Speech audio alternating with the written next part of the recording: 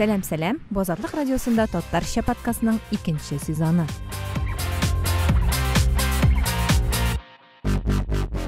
Исәнмесез, хәзерле дуслар. Бүген бездә кунакта журналист, язучы, күп еллар Мәскәүдә Азатлык радиосы хәбәрчесе булып эшләгән Нәзифә Кәримова һәм шулай ук журналист Наиф Акмал. Хәерле көннәр, исәннәрмесез? Исәнмесез. Нәзифә апа, сезне юбилейгыз белән котлыйбыз. Нинди хисләр, нинди тойгылар кичерәсез бүген? Котлауыгыз өчен бик зур рәхмәт. Бер караганда инде ул туган көн кебек, аңа ияләнгән инде без котларга кирәк дигән, ләкин шушы 75 дигән сан инде ул куркыта, ниндидер куркыту бар инде, бу бик зур сан инде ул. Худайның хикмәте, инде Аллага тапшырып яшибез инде, менә шул. Зур яшь икән инде бу. Минем күңелем гел дә яшь әле. Минем күңелем әле белмим, мин бик яшь. Менә үземә 75 яшь. Һич туры килми. Менә күңел белән тән туры килсә әйбәт булыр иде инде ул. Белмим, менә яшәп карыйбыз әле, Аллага таба да Алла бирсә. Нәзифә, сез бит инде хәзер күп еллар авылда яшисез. Ничә ел яшисез инде авылда хәзер? Менә мин монда авылда үй салганда миңа 62 яшь иде. Менә хәзер миңа 13 ел була инде.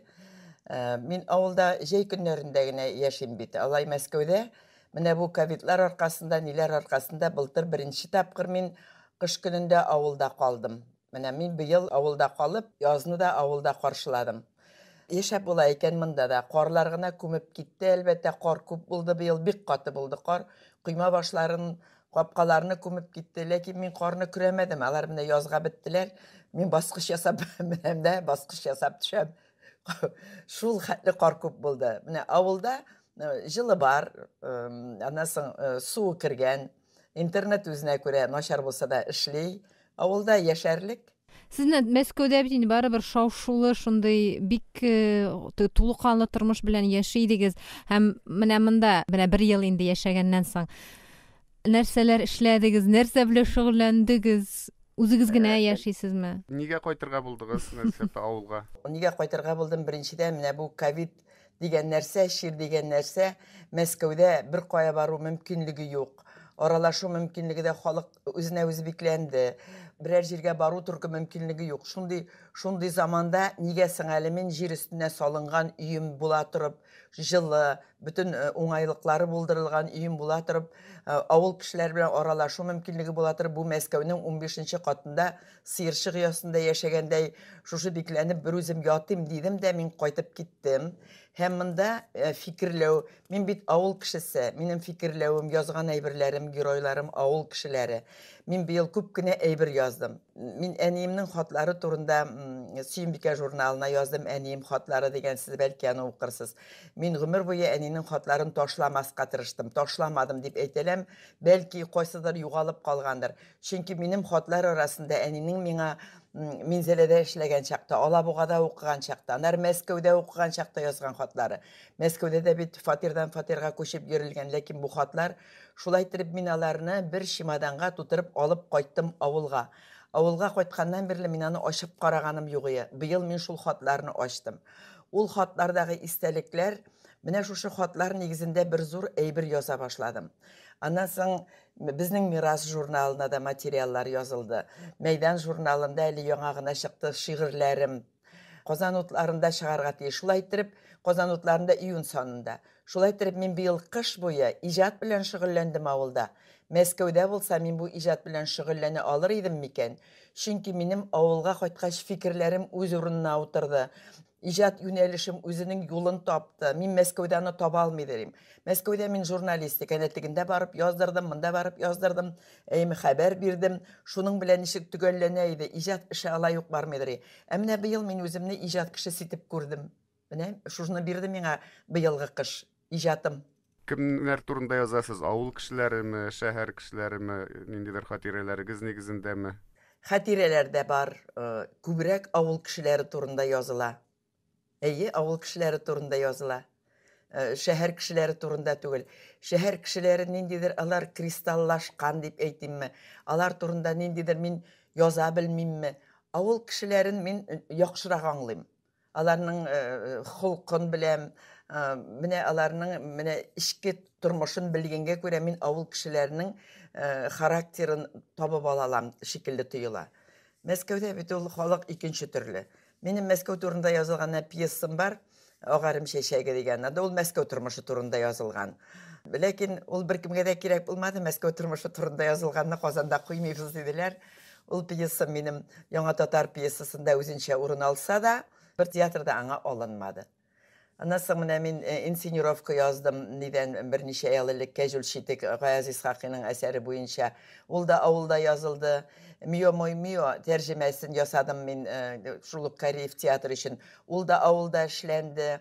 Аннары Кролик Эдвардның гаҗәеп маҗаралары. Анысы да авылда тәрҗемә ителде. Менә ничектер мин менә авылда, монда минем иҗат рәхәтрәк бара. Кызык, бер яктан караганда сезнең бит инде бәлки күпчелек гомерегез шәһәрдә узган булгандыр һәм сез шәһәр турында күбрәк тә беләсездер, әйме? Ул бит инде авылдан менә безнең кебек кешеләр, авыл кешеләре, алар ничә яшьтә, 17 яшьтә чыгып китәләр дә инде аннары гел шәһәр белән бәйле була, ләкин соңыннан барыбер шул авылга кайтасың. Һәм наив безнең дә әле вакыт бар икән, иҗат белән шөгыльләнә башларга, курыкмыйча әлегә журналистика белән, аннары иҗат белән.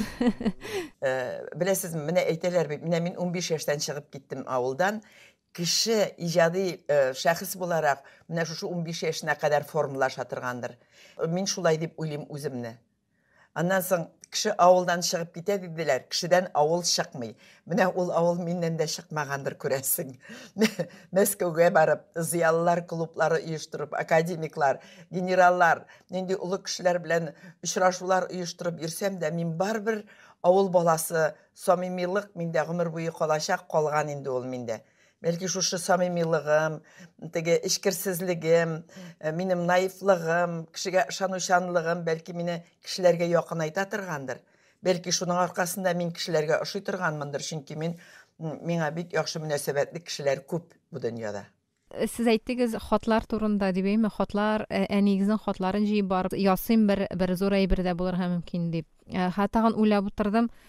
Хәтта безнең буында да инде хат язу булмады диярлек. Һәм бу эпистоляр жанрның гомере битеп килә микән ул? Ничек дип уйлыйсыз? Без бит инде хәзер әнти-әниләр белән генә түгел, беркем белән дә хат язышмыйбыз. Дөресен әйткәндә, хәзер ул ниндидер делопроизводствода гына калды ахыры. Әйе, дөрес әйтәсең. Бу хат язышу, бу эпистоляр жанр, ул үлде, ул юк, күп нәрсәләр бит, күп нәрсәләр югалып бара. Без аны сизмибез генә тормышта. Бу хат язуда. Минем әнинең соңгы хаты, ул 6нчы елда вафат булды. Аның соңгы хаты 2001 елда килгән миңа. Аның васияте кебек, шундый хаты. Чөнки 2001 елда куйдылар телефон инеме. Без инде телефоннан сөйләшә башладык, шуннан соң хат язышу бетте. Менә кагазга язылган ул икенче төрле укыла. Мин аны укыдым менә хәзер. 50 елдан соң укылган, 50 еллык язган хатларны әйтерсең мин аны ул вакытта укымаганмын. Мин аны хәзер гел башкача укыйм, башкача аңлыйм. Ул вакытта әни дә исән, әни дә якын гына кайтып киләсең, тегеләй булай сөйләшәсең, хатларның ул хәтле йогынты мәгънәсе юк. Ә менә хәзерге яшьтә ул хатларны укып, күз яшын тыеп булмый. Ул искиткеч акыллы, фикерле. Анда әйтәмеш, халыкара тормышта язылган анда. Анда авыл хәлләре дә язылган, анда һава торышы да бар, анда мал-туарлар да бар, анда бала-чагалар. Нинди генә яңалыклар юк анда. Аны укып кайчагында көләсең дә, кайчагында мәкаләләр күпме, әҗырлар күпме язган әни. Әни безнең шагыйрә ул. Аның һәр хатында җыр бар иде. Һәр хатында җыр. Ишек алдым түгәрәк күл, көндә әйләнеп узам. Сезнең яктан кышлар килсә, хат юкмы дип кул сузам. Менә бу әнинең шигыре. Татарча подкаст 2.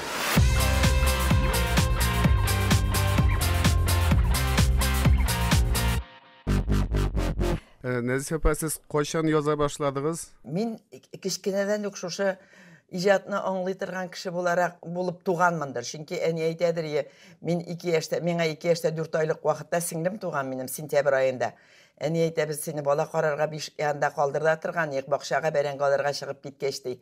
Шунда син ди шигырь чыгарып, Безне шигырь белән, шигырь юллары белән бала уянганын әйтергә чыга торганың бакча ягына, көйләп ди шигырь белән ди. Шул вакыттан ук күрәсең кеше туа торгандыр, менә иҗади бер ниндидер багажы була торгандыр, Ходай Тәгалә биргән туганда ук. Ләкин аннан соң мин мәктәптә укыганда шигырьләр яза идем, авыл сәхнәсеннән сөйләгәнем булды, ләкин мин аны җибәргәнем, каядыр нәрсәдер игътибар иткәнем булмады. Миңа тоела иде, бөтен кеше дә яза торгандыр. Бөтен кеше нәрсәсе бар инде моның, бер нәрсә дә тормый бит ул. Шын яза башлавым, шушы Илгиз белән кияүгә чыккач, Мәскәүдә тора башлаганда, безгә язучылар күп кенә килә иде. Чөнки Илгиз эшләде Милли әдәбиятлар редакциясендә, Литературный Россия дигән газетаның. Шунда бер вакытны мин кызык итеп сөйли белә торган идем, кызык итеп авылдагы вакыйгаларны, кызыклы вакыйгаларны. Шуннан соң Гариф Ахунов миңа әйтә: "Син буларны язып җибәр әле безгә." Ул вакытта ул Казан утларының баш редакторы иде. "Син шул хәтле оста итеп сөйлисең, менә шулай итеп оста итеп яза алырсың микән? Син шушыны язып бирсәң, миңа ошаса, мин аны журналда бастырам" диде. Менә беренче минем басмам менә шул булды. Аннан соң шушы хикәяләр, Җәнлекләр кайта дигән балалар китабы булып чыктылар. Менә шуннан әкренләп мин яза башладым, ләкин тормыш иткәндә язып кына утырып булмый шул. Илгиз дә иҗат кешесе, балалар барлыкка килделәр, тормышны алып барырга кирәк. Укыйм, эшлим. Минем ул язулар онытылды, чөнки языр өчен ничектер язмадым мин байтак еллар. Менә Азатлыкта эшли башлагач, аңынча әлбәттә китапларым чыкты минем. Азатлыкта эшли башлагач, тагы да языла башлады әйбәт кенә. Әле мин хәтерлим, сез элекке елларда берәр айга, 2 айга Прагага килә идегез бит эшләргә, радиода тапшырулар алып барырга. Көндәлек эшләр беткәч, бөтен кеше кайтып китә, сез язырга дип утырып каладыр идегез. Язмыйча тора алмагансыздыр инде күрәсең. Шулайдыр, төнге сәгать 11ләргә чаклы. Фәридә ханым әйтәдер, Прага дигән шәһәрдә яшисең, нәрсә утырасың син монда, бар, шәһәрне кара йөр. Ну, мин анда ничә жыл буена килгәч, ул шәһәрне өйрәнеп беткән бит инде. Шунда менә Умрулла абзыйның, Фәрид агиның әтисенең китабын мин тәрҗемә иттем. Ул бит русчадан татарчага тәрҗемә иттем, латин хәрефләре белән чыкты. Бер кеше язмышы исемле китап иде. Бер кеше язмышы, минем тәрҗемә. Ак әрем чәчәге дигән пьесам шушында Прагада язылган әйбер. Мен шайтырып Прагага баргач, дәреслек яздым мин анда, хрестоматия яздым мин анда. Дәреслекләр, мәктәптә бит дәреслекләр юк ул вакытта. 2 ел мин яздым ул хрестоматияны. Шуны бер спонсорда басып чыгармады, ләкин минем кул язмам буенча укыттылар. Мәчет каршындагы мәдрәсәдә дә, мәктәпләрдә дә кулланылдылар алар. 170 битлек китап. Менә шайтырып Прагада мин күп эшләдем. Чөнки Мәскәүдә минем андый мөмкинлегем юк иде. Монда 2 кулга бер эш, мин модерацияда хәбәрләрне бирәбез дә, мин буш, минем мөмкинлегем бар. Кибеткәдә йөрисе түгел, ашарга да пешерәсе түгел дигәндә, анда ничектер мин битендә тегендә тормышны алып барам. Монда буш вакыт, мин аны әрәм итмәсем. Менә минем авылга кайткача шушы буш вакыт барлыкка килде. Хатын кызның шулай инде ул, Назиф апа. Хатын кызның барыбер ничек кенә булмасын, эшең дә бар. Үйне дә карарга кирәк, баласын да карарга кирәк. Иҗат әнә шулай балалар үсеп беттүгә һәм ниндидер шундый теге баласызрак, ирсезрәк вакытка туры китереп эшләсәң генә инде. Һәм озак еллар Азатлык радиосында эшләдегез. Нинди хисләр белән искә аласыз шушы чырларны менә? Ой, шушы чырларны үземнең иң бәхетле, иң рәхәт, иң гүзәл чырым итеп искә алам. Чөнки белмим мин, эшләгән без шундый дус эшләдек, шундый рәхәт, шундый иҗади, әйбәт кешеләр белән, дөнья белән бәйле идек. Әйбәт фикерләр сөйләдек, дөрес, шул хәтле менә монда үзебезнең журналистика кодексы буенча без гаделлек турында сөйли идек. Минем өчен Азатлык радиосы эталон, журналистиканың эталоны булып тора. Ул хәзер дә шулай булып тора ул миңа. Рәхәтләнеп искә алам ул елларны. Бәхетле елларым була. Ходай Тәгалә миңа бәхетне шушылай иттереп биргән дип әйтәм мин. Менә минем 2 эшем бар шундый шушы гомеремдә. Беренчесе аның Щепкин училищесында, театральный татар студиясында татар телен укыттым мин аларга. Мин рәхәтләнеп эшләгән эшем менә анда татар студиясында. Менә Илдус Габдрахмановлар, Әнисә Сабировалар укыган, менә шушы студияда укыттым. Һәм Азатлык радиосы. Бүтән эшләгән җирләрем минем алары ней, булай гына. Ләкин сезнең Мәскәүдәге зыялылар клубы да бик мәшһүр иде бит, анда мәшһүр генә татарлар да. Зыялылар клубы мәшһүр, ул минем иҗтимагый эш. эшли торган эш түгел, аны үземнән тора торган эш. Мин эшләсәм була торган, мин эшләмәсәм булмый торган эш, ул иҗтимагый эш иде аның анысы. Ул да зур эш, мин аны да яратам, ул эшемне бик яратам. Чөнки без аның анда кыйблабыз бар иде, татар теле. Безнең анда бер тапкырда мин бернинди программада русчада алып бармадым, бер сүз дә кертмичә, рус сүзе кертмичә. Ничаклы артистлар, күпме җырлар язылды шул вакытта. Искиткеч очрашулар үткәрә торган идек. Мин аның видеоларын да чыгардым, брошюралар, альбомнар да чыгардым, видеофильмнар да эшләдем мин ул клуб турында. Анда күп эшләнде клуб өчен. Әлбәттә, ул бер уникаль әйбер иде. Хәзер менә бик күп клублар вәкаләтле вәкиллек каршысында да офицерлар клубы, укытучылар клубы, медиа клуб, врачлар клубы. Мин нидән Әхмәтшиннан сорадым, Равил Калимулловичтан, митәм әйтегез әле, сезнең өчен зыялылар клубы нәрсә ул? Ул әйтте, зыялылар клубы безнең өчен альма матер. Без шушы безнең клубларыбыз зыялылар клубыннан чыккан. Шуңа күрә минем өчен бу бик ни, аның шулай дип әйтүе минем өчен бик күңелле. Менә соңгы елларда менә ковид аркасында 2 тапкыр җыенып та, җыелышып та программаны әзерләп тә кичәләребез үткәрелмичә калды. Чөнки 50дән артык кешене җыярга ярамый диделәр. Шуның аркасында менә хәзер инде мин авылда, хәзер инде мин возраст. Безнекеләр дә картайдылар инде. Мәхмүт абый да мәрхүм булып китте. Менә генерал безгә килә иде һәр вакытта да. Ул яшьтәгеләр, хәзер олылар инде. Белмим, тагын очрашып булырмы зыялылар клубында, юкмы? Белмим, әйтә алмыйм. Менә радио турында сөйләшеп башладык, Назиф апа. Хәзер нинди дә булса радиолар тыңлыйсызмы? Сөйләшеп утыра торган радиолар татар-башкортта гына түгел, хәзер Россия дәрәҗәсендә дә юкка чыгып бара. Эхо Москвада ябылды. Дәүләт карамагындагы кайбер радиолар гына калып бара. Татарда да шулай. Ихтыяҗ бар дип уйлыйсызмы? Менә бу сөйләшеп утыра торган ниндидер сәяси әйберләрне, икътисадтагы булган хәлләрне аңлата алырдай радиолар татар телендә. Бер булса да. Минемчә бар. Минемчә кызык. Менә Эхо Москваны да хәтта Казанда да эшкә барганда бик күп кешеләр тыңлый иде. Һәм ул татар телендә дә булса, миңа калса. Мин үзем шундый сөйләшеп утыра торган радиоларны тыңлыйм. Теге колакчын киеп йөргәч кеше музыка тыңлап йөри дип уйлыйм. Мин музыка түгел, радио, әңгәмәләр, аналитика. Минемчә ихтыяҗ анда бар. Гаҗәп әйме, яңадан шул заманга кайттык. 90-нчы елларда менә Ринат Валиуллиннар миңа кирип, әле 92-нчы елда без Равил хәзрәт белән Рухи мирас дигән шул дини радио 2 ел буе эшләде. Мин аның программасын яза идем, 1 сәгатьлек программасын әле азатлыкка килгәнче. Шул дини ниләрне табып, изләп, тәрҗемә итеп, мин хәтта Коръәннән кыска сүрәләрне тәрҗемә итеп, аның тарихы узын, аны хәзер генә сөйләп бетереп булмый. Шул вакытта Эхо Москва каршында татарчада оешып киткәндә Ринат Валиуллин иштәсез беләсез, ул даже бер тапкыр директоры да булып торды рус редакциясының азатлыкта. Менә шунда менә ничек нитергә, ничек оештырырга, ничек дип сөйләп, менә ихтыяҗ бар иде. Исәнмесез дигән сүзне татарча ишетү дә Эхо Москвада. Ул бер үзенә күрә бер бик кирәкле нәрсә иде. Менә хәзер белмим, бәлки заман килер, бәлки яңадан башланыр ул. Менә тәртип ПФМ анда хәзер бераз шундыйрак форматта эшли башлады, ләкин ул инде сәясәткә керми, икътисадны аңлатмый, ниндидер көнкүреш әйберләр, дини темалар бар анда, шулай төрле кешеләр белән интервьюлар алар ясыйлар. Бу үзенә күрә бер ниндидер альтернатива дип әйтимме, теге җырлап кына утыра торган, җырлап кына утыралармы, басып җырлый гына торган радиоларга. Бар андыйлар күңел радиосының мин менә беләм җырлаганнарын. Менә аларны тыңлыйм да мин кайчагында, әйтәм, сүзләр дөрес булмый, я басымын дөрес әйтмиләр. Ничектер менә мин инде тәнкыйди күзлектән карыйм инде кайберләренә, чөнки башкача булдыра алмыйм. Булай кирәк бит әйтергә, булай кайчагында инде мактарлык та була. Шураганда инде. Булай тыңлап утырмыйм мин радионы, тыңлап утырмыйм. Мин кайчагында телевизорда көннәр буе нитмим. Менә мин алам газеталар, журналларны алдырам мин. Мин әнә шул мәдәни җомганы укыйм мин. Мәйдан журналын укыйм, безнең мирасны рәхәтләнеп укыйм мин. Сөембикә инде мин аны көтеп алам, мин алам. Минем журналларым, мин киләләр алар, мин аларны укыйм. Менә минем бул шөгылем дә бар әле. Яңа күзлек ясаттым, хәзер күзлегем әйбәт күрә. Ул журналлар кыйммәт түгелме? Менә бер үзегезгә шул кадәр. Юк, менә мин хәзер шушы әйберләргә Сөембикә, мәдәни җомга, менә шушы безнең мирас, мәйдан журналларына, газета журналларга мин яздырдым. Икенче ярты еллыкка 2200.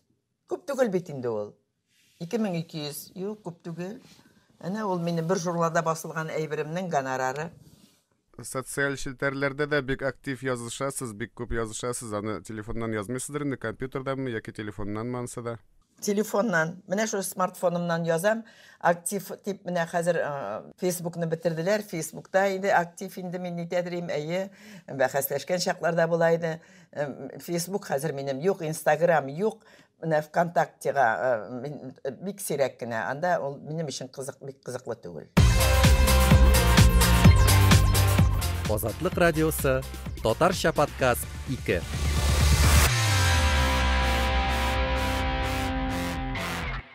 Назифа апа, тәрҗемәләр турында сөйләшәсем килгән иде. Менә бу, мәсәлән, Куян Эдвард маҗаралары спектакленнән үзем дә, балаларым да бик шундый шат булып, шундый ошатып кайткан идек Кариф театрында. Мия минем мияймы. Тәрҗемә ул кайбер чакта, менә минем үзем өчен ул иҗат итүгә караганда да авыррак әйбердер кебек тоела. Сез менә ул тәрҗемәгә ничек кирип киттегез, бу беренче сорау. Мин тәрҗемә итәргә яратам. Чөнки минем ирем тәрҗемәче, бит инде гомер буе Илгиз тәрҗемәче буларак язучылар берлеге әгъзасы да ул. Аңа төрле тәрҗемәләрдә кай вакытта бергәләп уйлаша торган идек. Мин ничектер мин тәрҗемәне яратам. Ни өчен дип әйтәм? Чөнки мин татарчаны үземчә инде әйбәт беләм дип уйлыйм. Һәм шушы русча язылган текстларны татарча бик уңайлы итеп әйтеп бирә алам дип уйлыйм. Менә Щепкин училищесында укытканда да мин Горькийның Мещане әсәрен тәрҗемә иттем, диплом спектакль итеп куйдылар аны. Шуннан соң Миндацының Смерть машинисты, ул киносценарий иде. Поезд тукталды дигән фильм булды анда. Менә мин аны шушы киносценарийны алып, шуны пьеса ясап, шуны татарчага тәрҗемә итеп, балалар шуны куйдылар диплом спектакль икенчесе. Анда күп төрле үзекләр, анда Чеховтан, Лопедвегадан, тигеннән, моннан бик күп төрле әйберләр миңа шунда укытканда тәрҗемә итәргә туры килде. Һәм мин монаны рәхәтләнеп эшлим. Миңа бик ошый тәрҗемә итү. Мин Азиз Нисинның тәрҗемә иттем китабын нигә төрекчәдән инде, мин төрек телен әзрәк беләм. Татарчага 92нче елда ук чыккан ул хикәяләр китабының. Аннан соң бер чуаш язучысының рус теленнән мин аның тәрҗемә иттем Синьял балалары дигән китабы. Минем тәрҗемә әйберләрем күп ул. Әмма элек бит инде дөнья әдәбиятында, урыс әдәбиятында татар теленә тәрҗемә итү бар иде, аңа дәүләт акчалары бүленә торган иде. Һәм бер ара бу тукталды. Ничек уйлыйсыз, кирәкме алар бүгенге көндә? Бер яктан караганда бит инде хәзер хәтта мәктәп, кичкенә генә мәктәп баласы да урыс телендә укый ала. Минемчә рус теленнән татарчага тәрҗемә итү кирәк түгелдер, ләкин татарчадан рус теленә тәрҗемә итәргә кирәк әйбәт әсәрләрне. Гариф Абигулкаим ничә ел тәрҗемә иткәндер, яңадан ту, Воскресеньены Толстойның татарчага тәрҗемә иткән ул. Әйме, менә шул тикле хезмәт бит инде ул. Ул вакытта ул кирәк булгандыр. Мин аны укыдым. Без аны әле 5нче класста чакта укыдым мин аны. Уйлап карагыз, шундый аңлашылмаган нәрсә, Нихлюдовларны, Масловларның маҗараларын нәрсәгә кирәк булган, ләкин ул татарча китабы. Шулай итеп менә ул тәрҗемәләрне укый торган идек без. Хәзер ул тәрҗемәләр кирәк түгел минемчә. Русчадан татарчага тәрҗемәләр ул әгәр дә инде әдәби бер ни үрнәк буларак кына, әдәби тәрҗемә үрнәге буларак кына кирәк булса. Булай, менә хәзер безнең бар инде Раул Мирхәйдаровның әсәрләрен тәрҗемә итәләр татарчага. Белмим, аның татар язучысы буласы килә торгандыр инде күрәсең. Вот тәрҗемә итәләр инде, менә кирәк микән ул, юк микән, белмим. Зөләйха күзләрен ача китабын татарчага тәрҗемә иттеләр һәм миңа калса ул теге Зифа Нагаева дәрәҗәсендәге бер әсәр булды. Авыл халкы, китапханәгә йөрүче авыл халкы арасында. Һәм менә мин белгән кешеләр, яки безнең авылда кешеләр дә ул китапның нәкъ менә татарчасын укыган. Гәрчә ул оригиналда русча иде ишендә. Гүзәл Яхинаның дип. Менә күпләр ул миңа даже дошмандаштылар, кайбер кешеләр мин аны яклаганга күрә, ләкин миңа ул китап ошады. Анда татар халкын мыскыл иткән бернинди җирдә юк, ул система турында яза. Система ничек итеп менә бөтен системаның татар халкы белән булган мөнәсәбәте турында да языла. Андый кайнаналар юкмы, нишләп булмасын, бар, менә ямсыз итеп күрсәткән.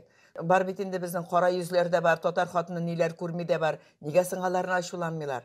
Монда имеш, менә читкә чыгарды, чүпне читкә чыгарды. Дөрес ни түгел, позиция түгел бу. Чөнки ул бик талантлы язучы. Талантлы язучы, аның шушы әйтеп язганына шаккатканга күрә көнләшеп эшләделәрме, мин белмим. Ләкин миңа ул китап ошады. Мин аңа шаккаттым. Басу ияләре, кыр ияләре, анда үй ияләре, юл ияләре. Баран дилар, минем ишеткәнем бар, авылда да дуга укыйлар юлга киткәндә, юл ияләре балаларыма, анда итәгатьле булыгыз, инде юллары уң булсын дип. Ул югалган нәрсәләр, ул менә шундый әйберләрне, аны беркем дә аңа игътибар итми. Шундый әйберләрне беләм мин, баласы өчен җанын бирергә торган аналарны беләм мин. Бар ул андыйлар татар халкында. Анда китеп урыска чыгып, кем урыска чыкмаган? Кем урыстан бала табып урысча булмаган? Анда нәрсә инде шул хәтле? Кристальный чисталык эзлиләр, әсәрләрдән юк. Минемчә, татарча булу татар кешесе, авыл кешеләре хәзерге заманда укыган, менә хәзерге заман кешесенә укытырга була татарча. Алга таба ул татарча укучылар кимеп барачак. Авыл балалары, бер кая читкә бармаган балалар, бер нинди урысны күрмәгән балалар русча сөйләшә авылда. Шаклар катырсың.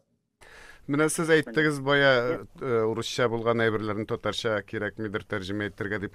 Ләкин шул ук вакытта Harry Potterны мәсәлән яшьләр тәрҗемә итте татарчага, татар балаларына аны татарча уку мөмкинлеге булгач әйбәтрәк бит инде. Ансы әйбәтрәк укыса, Наиф. Әгәр дә алар укысалар, әгәр дә шуны укытырлык итеп укытсалар, укытучылар булса укытырлык итеп, аны системага салсалар, ул тәрҗемә кирәк булачак. Әгәр дә ул тәрҗемә булып, китапта гына, каядыр киштәдә генә кала икән, аның белән эшләмиләр икән тәрҗемә китабы белән, аның ул вакытта кирәге юк. Һәм аннары менә шул Harry Potterны алар бит ничек эшләде? Рус теленә тәрҗемә ителгәнче, кайсыдыр өлешен алар хәтта татар теленә беренче тәрҗемә итте, инглиз теленнән татарчага. Һәм менә бу инглиз теленнән яки бәлки төрек теленнән мәсәлән, яки башка кайбер телләрдән русчага тәрҗемә ителмәгән әйберләрне шунда ук татарчага тәрҗемә итү. Бәлки ул кызыклырак булыр һәм ничектер оригиналрак булыр дип әйтим мен инде. Кешегә кызыксыну уянырга мөмкин. Аның шул ук вакытта рекламалаштырырга кирәк. Менә әле бу русча чыкмады, безнең менә шундый тәрҗемәче бар, турыдан-туры. Менә мин хәтерлим, листья травы Уитманның, аны Маршабаев тәрҗемә иткән поэма шундый. Ул әйтә иде, Марсавый. Аны минемчә тәрҗемә иткән булган Чуковскийме, Маршакмы кайсыдыр бер кеше тәрҗемә иткән инде аны. Инглизчәдән ди татарчага якынрак ди. Инглизчәдән татарчага якынрак, хәтта кайбер менә сүзләр, бәдән дигән сүзләр татарча яңгыраган кебек. Татарчага сүзләр табыла, рус теленнән тәрҗемә иткәнче туры инглизчәдән дип Марсабыйның сөйләгәне бар. Мин шуңа күрә мин сезнең фикерне яклыйм. Турыдан-туры тәрҗемә булганда ул тагы да кызыклырак булачак. Татарча подкаст 2.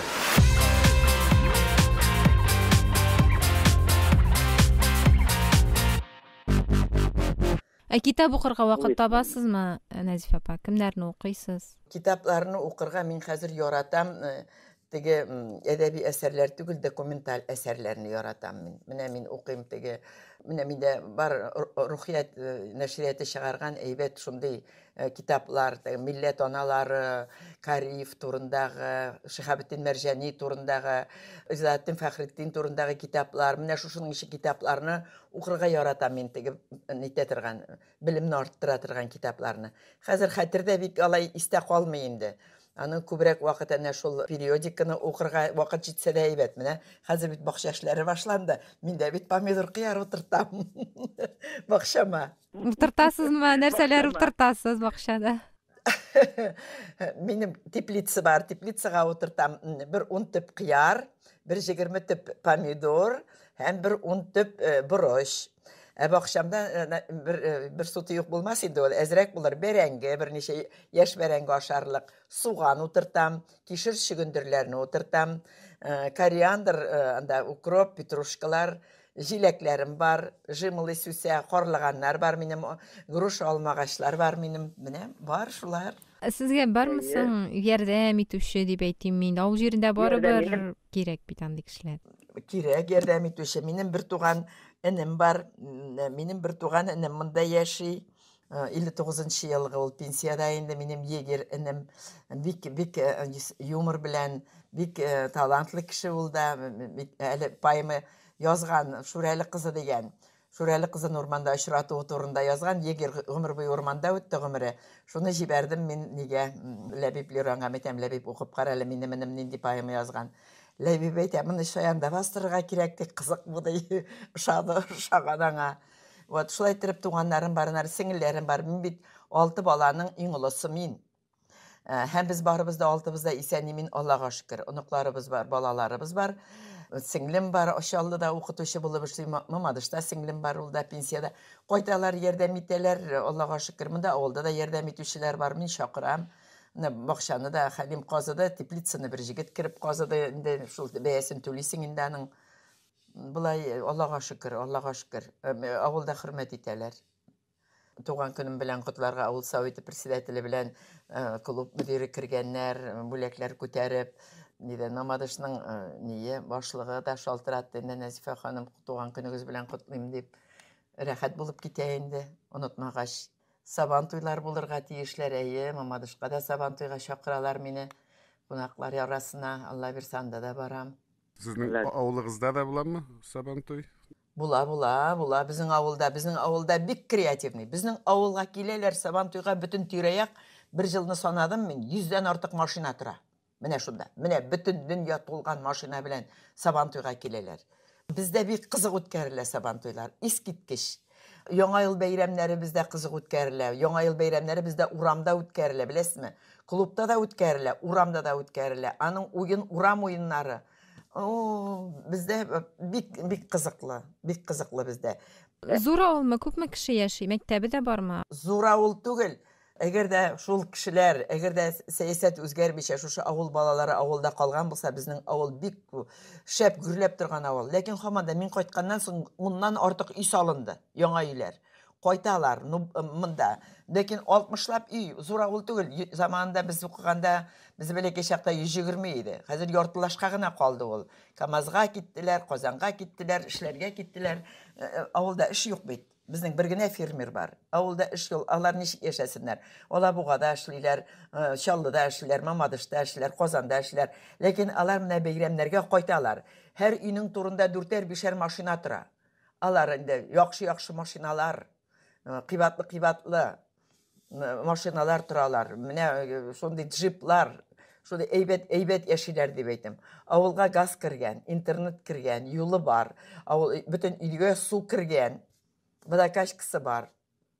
Эше булса инде әлеге дә баягы. Ләкин барыбер менә шул кайтып китүчеләрдән генә. Кайтып китүчеләрдән генә балалар юк, мәктәп юк, яңа мәчет бар, яңа клуб салабыз диделәр әле. Менә яңа клуб салабыз дип әйтәләр, тем не менее. Ләкин менә авылга кайткач балалар шаулап тора, авыл җәй буе балаларны монда калдыралар. Барсы да русча сөйләшә. Энемнең оныклары бар, 8 алар. Алар миңа киләләр, апай дип. Русча мин русча мин аңламыйм. Бер нәрсә аңламыйм, әйтәм русча. Татарча гына сөйләшегез минем белән дим. Тырышалар. Шигырь сөйлиләр татарча. Минем шигырьләрне өйрәнәләр. Мин кайтканнан соң унлап үй салынды дидегез, ул кемдер шәһәрдән кайтып тора башладымы авылда? Әйе, шулай, ул чит кешеләр түгел, авыл кешеләре. Менә авыл башыннан, менә минем иптәш кызым Бикә сатып алды бер искине. Ул да аның кызы кайтты, тагын сатып алды. Ул үйләр бушые. Алар торгыздылар, лапаслар салдылар, мунчалар салдылар, шунда торалар. Аналары монда тора, Исән Рәшит исемле Мамадышта укыта, кирпичтән үй салды. Аннан соң Казанда торалар, монда кайтып кирпичтән үй салды, икәүләр. Тагын берәүләр салды. Монда 2 катлы үйләр салалар. Менә безнең урамда аның ире бизнесмен инде, монда Мәгътәзия апаның кызы Әлфияләр салдылар авыл башында.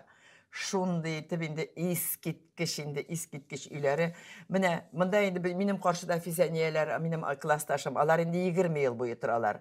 Миңа чаклы салган булганнар алар үйне. Аналарының үй урынына алар Казанда торалар, җәй буе монда. Менә шулай әйтәм, көләм инде, без перелетные птицы. Кыш көне тегендә, җәй көне монда. Шагыйнур Мустафин шагыйрьнең сеңлесе алар үй салдылар. Менә кырыйда тора әтиләрнең үйләре, монда салып куйдылар яңа үй. Менә Физәнияләр. Безнең урамны хәзер Мәскәү урамы диләр. Чөнки тагын Мәскәүдән бер минем классташым кайтып үй салды. Хәзер ул инде монда постоянно тора. Мәскәүдә квартирасын сдавать итте дә, менә монда, менә бу Мәскәү урамы диләр, байлар урамы диләр, безнең урамны ни өчендер. Шулай инде теге Мәскәүдә фатирым булып, Мамадышта яшәү, миңа калса, иң әйбәт вариант. Менә шундый әйбәт вариант, Менә шулай итеп, мин монда авылның тормышына кешеләреннән мин бик канәгать, кешеләр дус, мәгънәле, әйбәт, менә искиткеч безнең авыл кешеләре бердәм. Нәзифә апа, минем ахырда бер сорауда түгелдер инде бәлки. Азатлыкта эшләүчеләр әйтә, Нәзифә апа радио әңгәмәгә иннек сөртеп, матурланып керә иде дип. Сезне гомумән шулай матур итеп киенеп, үзен карап йөрүче хатын-кыз итеп беләбез. Бер яктан ул көч, икенче яктан шундый илһам да бирә торгандыр инде. Нәрсә ул менә сезнең өчен шулай матур хатын-кыз булу дип әйтимме? Мин шулайга ияләнгән инде. Мин бер кашанда үземне тәртипкә китермичә мин кибеткә дә чыкмый идем. Бер кашанда безнең Илгиз әйтә дә, чүп түгәргә дә чыкмый ул дип инде. Чөнки белмим, мин шулай ияләнгән инде, матур булып күренәсе килә, спай булып күренәсе килә. Мәскәүдә дә мине элегантная диләр инде, женственная дип шулай русча характеристика бирәләр. Мин азатлыкка тегендә кергәндә мин үземне ничектер ниткән сәхнәгә чыккан кебек хис итә идем. Студияга керәсең, беркем дә сине күрми, ләкин мин чәчләрне төзәтеп, иреннәрне буяп, үземчә менә шулай булганда, мин ничектер таркау түгел, ул минем җыелу, үземнең калыпка кертә идем шулай итеп. Шулай дөрес әйтәләр, миндә фотографиялар бар. Анда Нәзифә апа студияга керергә җыена дип язылган. Ирен буяп торам шулай. Ул хатынында менә нәрсә ничек каян килде икән ул? Менә шундый. Ул каян килде? Мин бит инде училище бетергәч мәдәният йортында эшләдем, кеше арасында булдым. Һәр вакытта да. Шул үзенчә тәрбияләгәндер. Мин эленке салынкы йөрмим өйдә дә. Чәчләр эшләнгән булырга тиеш, тырнаклар эшләнгән булырга тиеш. Мин үземә шундый мөнәсәбәттә, бәлки мин үземне хөрмәт итәмдер. Алда да шулай дәвам итсен, Нәзифә апа. Рәхмәт сезгә бик зур. Мине хөрмәт итеп шулай, мин дә сезне яратам. Минем йортым ул бергә эшләгән ничә ел, 25 ел буе, 25 елдан артык. Студиядан кайтып китә идем төнге сәгать 12ләрдә. Ул вакытта без әле цифровой юк иде. Клейлар белән, нитеп, кайшылар белән кисеп ясый идек тапшыруларны. Менә шул вакытларга шаклар катам, мин ничекләр өлгердек микән эфирга дип. Эфирга җиткерә идек. Зур рәхмәт безнең подкастка кунакка килүегез өчен. Безнең белән эфирда түгел инде бу. Бу шундый язмада, студияда дип әйтик, Мамадыштан журналист, язучы, тәрҗемәче Нәзифә апа Кәримова булды. Журналист Наиф Акмал һәм мин Эльвира Гарипова. Сау булыгыз. Сау булыгыз. Татарча подкастларны сез озатлык.org сайтында, Озатлыкның социаль челтәрләрдәге барлык платформаларында, YouTube видео хостингында һәм күп кенә музыкаль платформаларда тыңлый аласыз.